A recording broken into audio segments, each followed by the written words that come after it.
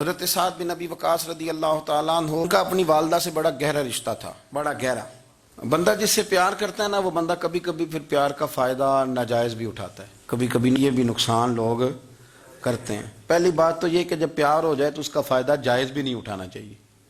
جس نے فائدہ اٹھا لیا تو اس نے تو استعمال کیا نا۔ تو ہوتا ہے ہمارے گھروں میں کہ اگر بچہ اماں کے قابو میں تو پھر اماں جو دل کرتا ہے کراتی ہے، اور جو اس کو کہہ دیتی ہے پھر وہ کہتا ہے اوہو میری اماں نو آکھیا ہے، اور وہ ڈنڈا اٹھا لیتا ہے، آؤ دیکھتا ہے نہ تاؤ دیکھتا ہے۔ یہ بھی ایموشنل کرنا ہے، کر لیتے ہیں لوگ۔ بیٹی کو بھی پتہ چل جائے نا ابا میری بات مانتا ہے، تو وہ سارے بچے کہنا سیر کرنے جانا ہے تو ابا جی کو کون منائے گا، تو کہتی ہے تسی چپ کر جاؤ، ابا جی کو میں بات کروں، اسے پتہ ہے میرے سے پیار کرتا ہے۔ اب بات کو سمجھ لیں، یہ ایک ایموشنل کرنے کا طریقہ ہوتا ہے، لوگ کر لیتے ہیں، اور وہ بندہ چونکہ پیار کر رہا ہوتا ہے تو پیار کرنے والا بہرحال کہیں نہ کہیں پھر قابو آ جاتا ہے۔ وہ استعمال بھی ہو تو ہو جاتا ہے، لیکن وہ بندہ ٹھیک ہوتا ہے، کیونکہ وہ استعمال ہو بھی رہا ہے تو ہو تو پیار میں رہا ہے نا، پیار میں ہو رہا ہے نا۔ سمجھ لے میری بات کو۔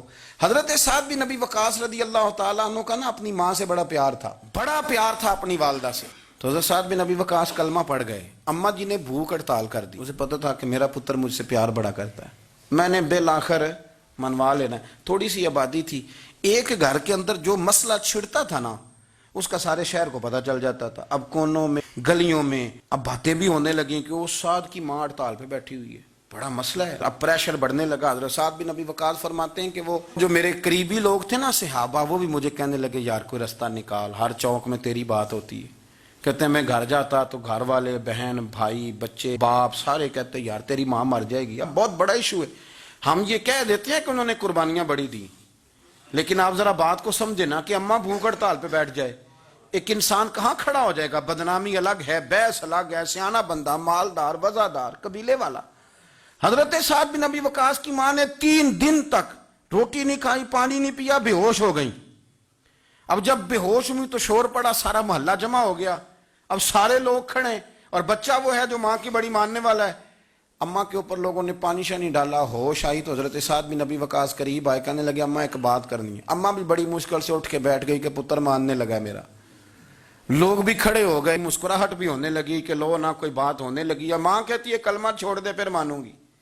حضرت سعد بن ابی وقاص کہنے لگے اماں سن میری بات، 3 دن ہو گئے، مکے کا کوئی کونا کھدرا ایسا نہیں جس میں میری تیری باتیں نہ ہوئی ہوں، اور قبیلے کا علاقے کا کوئی شخص نہیں، لوگوں نے بڑی باتیں کی، اور لوگ جب باتیں کرنے پہ آتے ہیں پھر اوپر تک جاتے ہیں۔ یہ بھی کہا کہ کیا دین یہ سکھاتا ہے کہ ماں بھوکی مر جائے؟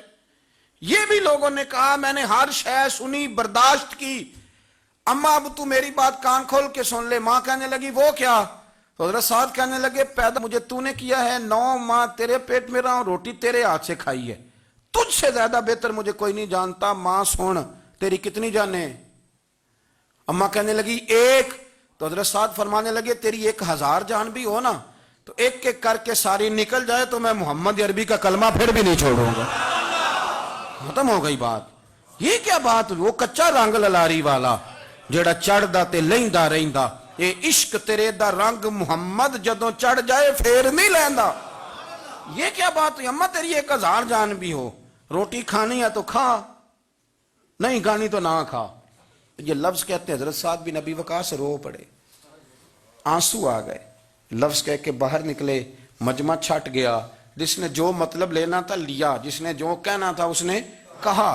حضرت سعد چلے گئے، شام کو گھر آئے تو اماں روٹی کھا رہی تھی۔ تو حضرت سعد فرماتے ہیں کہ محلے کی بیویاں کہنے لگی روٹی کیوں کھا رہی ہو؟ تو ماں رو پڑی، کہنے لگی پتر میرا ہے، میں نے پیدا کیا ہے، میرے پتر نے کبھی ضد نہیں کی، اس کے دل میں کچھ ہے اتر گئی ہے، کوئی ہے، کوئی کچا پکا جذبہ ہوتا تو میں تو 2 آنسو بہاتی تھی تو میرا پتر لوٹ آتا تھا، پر کسی رستے کا مسافر بن گیا ہے، اب کہیں پہنچ گیا ہے، اور میں اس کا درد سمجھ گئی ہوں، جہاں گیا ہے اب وہاں سے یہ لوٹ سکتا۔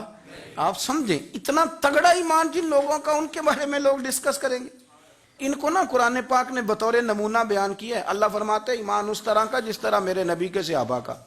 یہ منافقوں کی بات ہو رہی ہے پہلے سے بارے میں، وَإِذَا قِيلَ لَهُمْ آمِنُوا كَمَا آمَنَ النَّاسُ، جب ان سے کہا جائے کہ ایمان اس طرح لاؤ جس طرح میرے نبی کے صحابہ لائے، قَالُوا أَنُؤْمِنُ كَمَا آمَنَ السُّفَهَاءُ، تو وہ کہتے ہیں اس طرح ایمان لائیں جیسے بیوقوف لائیں، یہ تو بیوقوف ہے، ہر شے نبی پاک پہ قربان کر رہے ہیں۔ تو اللہ فرماتے ہیں الا انہم ہم السفہاء، خبردار ہو جاؤ، میرے نبی پاک کے غلاموں کو بیوقوف کہنے والو تم بیوقوف ہو.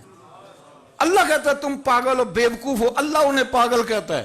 اللہ پاگل کہتا ہے انہیں جو نبی پاک کے صحابہ کو پاگل کہتا ہے. اللہ انہیں پاگل کہتا ہے. یہ معیار ایمان ہے. قرآن نے کہا ایمان اس طرح کا جس طرح کا نبی پاک کے وَإِذَا قِيلَ لَهُمْ آمِنُوا كَمَا آمَنَ النَّاسُ. ایمان اس طرح لاؤ جس طرح میرے نبی پاک کے صحابہ ایمان لائے ہیں, اس طرح ایمان لاؤ. اس طرح